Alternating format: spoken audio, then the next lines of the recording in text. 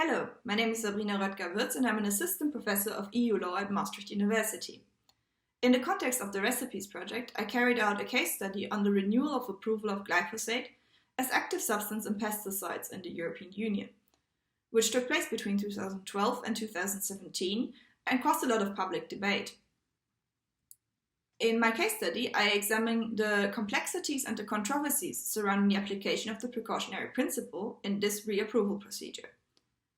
Glyphosate itself is a relatively old substance. It's widely used since the 1970s as a pesticide.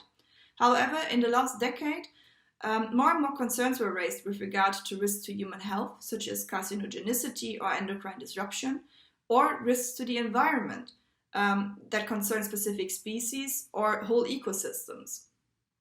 The reapproval procedure in the European Union was intensely disrupted when the International Agency for Research on Cancer classified glyphosate as carcinogenic, while on the other hand the European Food Safety Authority and the European Chemicals Agency, as well as other regulatory bodies around the world, did not classify glyphosate as carcinogenic. The glyphosate case study really illustrates that scientific uncertainty can exist and also persist in case of an intensely studied chemical substance, which is mostly fueled by the debate surrounding the reliability of industry studies with regard to the approval of pesticides, as well as the approach that regulatory authorities take in weighting evidence in their risk assessment. The case study came to the conclusion that not all of the main components of the precautionary principle were directly applicable in the glyphosate case because the substance was not banned.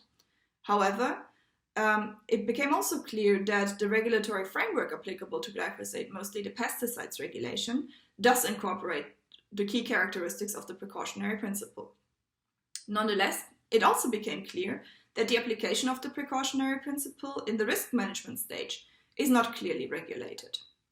Overall, glyphosate is a very relevant case study with regard to the application of the precautionary principle, especially as the debate surrounding glyphosate is deeply entangled with deeper and bigger questions on the future of agriculture and GMOs in the European Union.